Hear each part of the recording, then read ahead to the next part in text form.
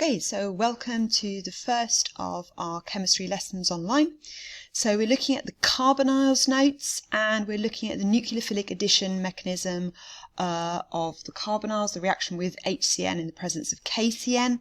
So you'll need your notes, which kind of look like this, and you will need to be on page 9. Okay, so we're going to look at page 9 and that we're going to start at the top of that page, she says.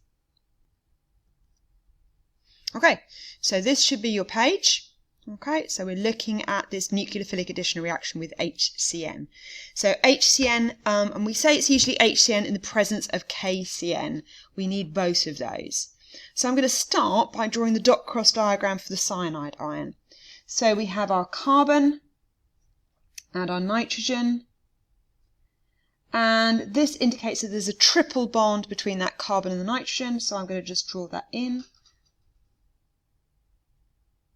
Okay, so that takes up the triple bond, so it's 3 electrons from the nitrogen and 3 from the carbon. So nitrogen has another 2 electrons in its outer shell, okay, and carbon has another 1 electron in its outer shell. But this is a Cn negative ion, so there's an extra electron to add in somewhere. Now normally the extra electron would go on the nitrogen. Nitrogen is more electronegative than carbon, so it would normally go on this one. But as you can see here, we've already got 8 electrons in nitrogen's outer shell. Now nitrogen is a period 2 element, and like all period 2 elements, it can't expand its octet, so it's got its maximum number. So that extra electron has to go into the carbon. So I'm just going to draw that as a star. Okay, so that extra electron is on the carbon. Now that's important because therefore this lone pair is more reactive, if you like, than this lone pair. So that's why it's the carbon that is going to attack things and not the nitrogen. They both have lone pairs, but because the carbon gains that negative charge, it's more reactive, it's going to react. So the feature of the carbon in the cyanide that makes it a nucleophile, remember a nucleophile is a species that can donate a lone pair of electrons, is basically that, the lone pair of electrons. Okay, so we want the reaction of the HCN in the presence of KCN with either an aldehyde or a ketone, and it produces this thing called a hydroxynitrile. So the functional group for this is a carbon with an OH group on it, that's your hydroxy bit, and your nitrile is your C triple bond N.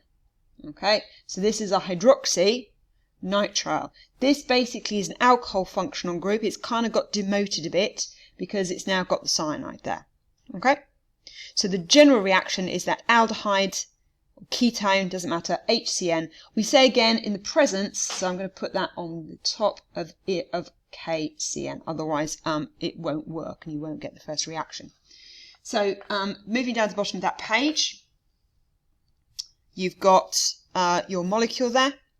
So you've got your HCN, this is your aldehyde, in this case ethanal, and here is your hydroxynitrile. And you can see in red we've got the hydrogen and the CN, and we call it 2-hydroxypropane nitrile. Now it's propane because you've got the longest chain here, it's got 3 carbons. And this is why this reaction is so useful, because it adds a carbon to the chain. We've gone from an eth with 2 carbons to a prop with 3 carbons. So that's one of the ways we can extend the carbon chain. The others is Grignard's reagent, which we'll come on to later. Okay, so we're going to just turn the page over.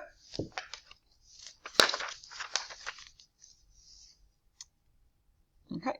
And we're going to have a look at the similar reactions and naming the products with methanol and with butanone. So methanol, again, meth, 1 carbon. So we've got our aldehyde functional group. I've got my HCN. I'm going to just put on again on top of the arrow the KCN because I don't want to forget that I do actually need some of that. We'll come back to that when we look at the mechanism. So again, it's the carbon with the double bond oxygen, which becomes an OH. We've now got C triple bond N, and carbon is saturated. So now we've got 2 carbons in our chain. We've still got the hydroxy group, we've still got the nitrile group. So this is hydroxy, eth, and nitrile. Okay? So that's quite straightforward and easy. So butanone reacting. Again, I want to draw my butanone molecule. This is a ketone, butes. So it's got 4 carbons in the longest chain. Don't go and put a hydrogen on that C double bond O group because you'll fill up too many bonds on your carbon. Again, we're going to add some HCN, and we're going to do this in the presence of KCN. Again, we've got our 4 carbons from our ketone group. This carbon is the one that becomes the OH. It also gains the C triple bond N. Okay, and then I can put the hydrogens on here because I'm going to be a well-behaved chemist and I'm not going to miss them off. I have to squeeze them in a bit. Okay, now naming this. You need to be a little bit careful. This is my longest chain. Always the group with the cyanide in it becomes the longest chain. So I've got 1, 2, 3, 4 carbons in a chain. Again, because this is the highest priority group, this carbon is carbon number 1, which makes this carbon number 2. So I have, it's quite a long name, this one, 2 hydroxy, 2 methyl, and I've got 1, 2, 3, 4 carbons, so it's 2 hydroxy, 2 methyl, butane, told you it was a long name, nitrile. Might look a little bit annoying and a little bit difficult, but you just need to break the name down again. Okay, so the thing to remember is that the chain with the cyanide group in it, that's the one that has the backbone. Okay, so bottom of that page, last reaction, we're going to be looking at the reaction of HCN. When my computer decides it's going to work out, there we go, this time with propanone. Okay, so very simple again, propanone, 3 carbons, it's a ketone, not an aldehyde, so that double bond oxygen carbon does not have any other hydrogens on it. Again, HCN, and we're going to turn that with, in the presence of KCN, into my hydroxy. Okay, and I'm going to put the hydrogens on as normal. Okay. So this is an addition reaction simply because you are adding a group, an atom or group of atoms. So you are adding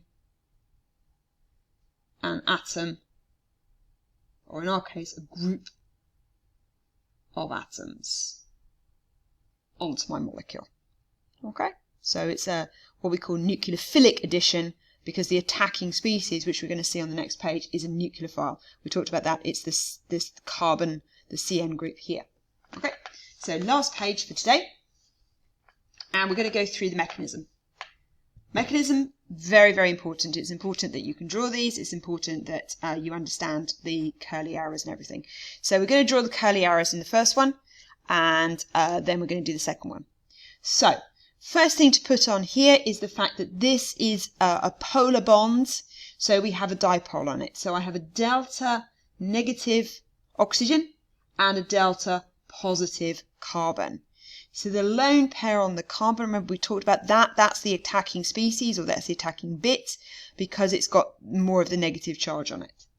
So we put our curly arrow and we put it into, or push it towards that delta positive carbon. What this does is it pops the pi bonded electrons. So these p electrons come out and they sit on that oxygen. And this is our intermediate. We now have our CN group attached, but I've now got an oxygen with a full-blown negative charge on it. This is going to make this very, very reactive. So this is my intermediate. This is why we discussed this as a two-step reaction, because it reacts to form the intermediate and then the intermediate reacts to form the product. Okay, now just a little bit about where this has come from.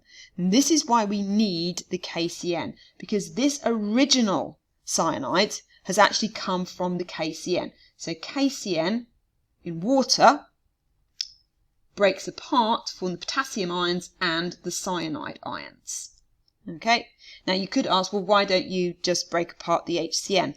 Well, the HCN, this hydrogen-carbon bond, is actually very strong, so you're not able to break off that hydrogen just by getting it in solution.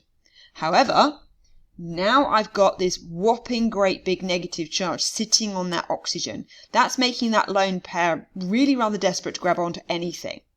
So now, and apologies, this is going to be difficult to see, this bond between the hydrogen and the carbon can break.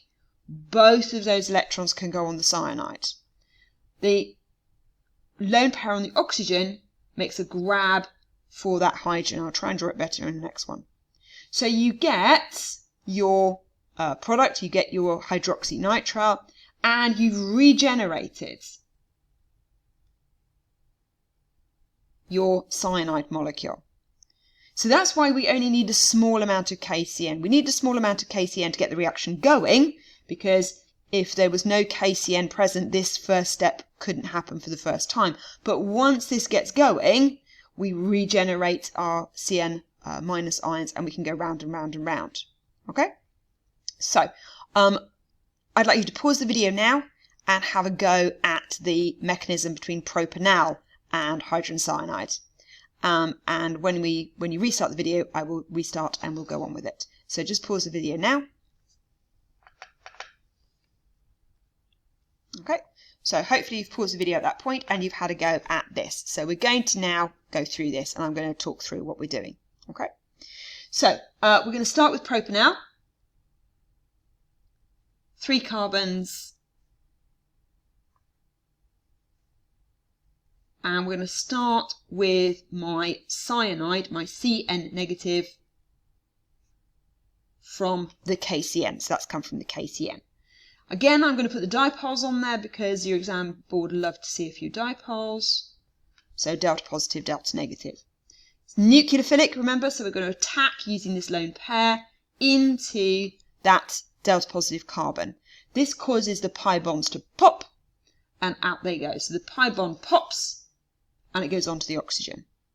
So we get our intermediate. We've now added that cyanide on. So we've now gone from 3 carbons in my chain to 4 carbons in my chain. And on the carbon which used to have the oxygen, it's now got the O negative. And we add in the hydrogens. Okay. So step 2, we're going to start with that intermediate. And there's my O negative. Put my hydrogens back in. So as I said before, this is a really good way of adding a carbon onto the chain. So we now can take our new molecule of HCN. And this again is a polar bond. And I haven't got room to show that up there, but I'll do it here. So this is delta negative and this is delta positive. Okay, so again, the lone pair, and again your exam would love to see a few lone pairs. So the lone pair is going to attack the hydrogen, and that's going to cause this bond to break. And we're going to get our final product, which is our hydroxynitrile.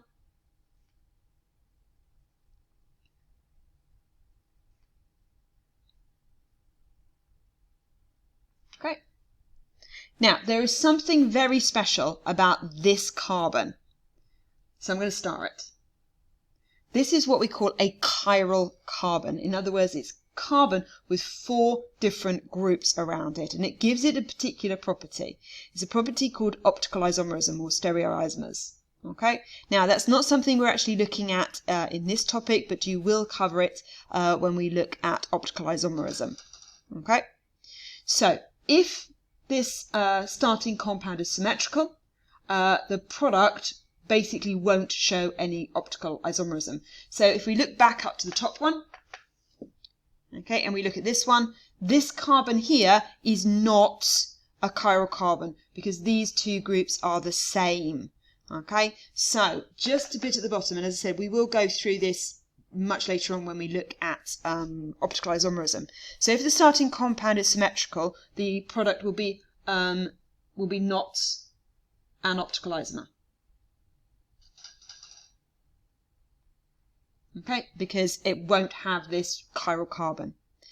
If, however, the starting material is unsymmetrical, as this one is, because there's no line of symmetry through it, then the product will be what we call a racemic mix. Okay, now you might want to make yourself a little note by there. So star C optical isomerism. Okay, so that ends this section.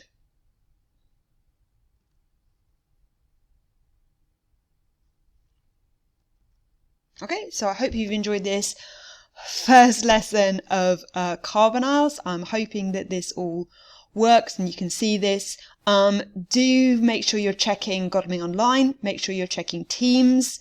I'm hoping once I've got some things sorted out that I can actually put this up onto my YouTube channel as well.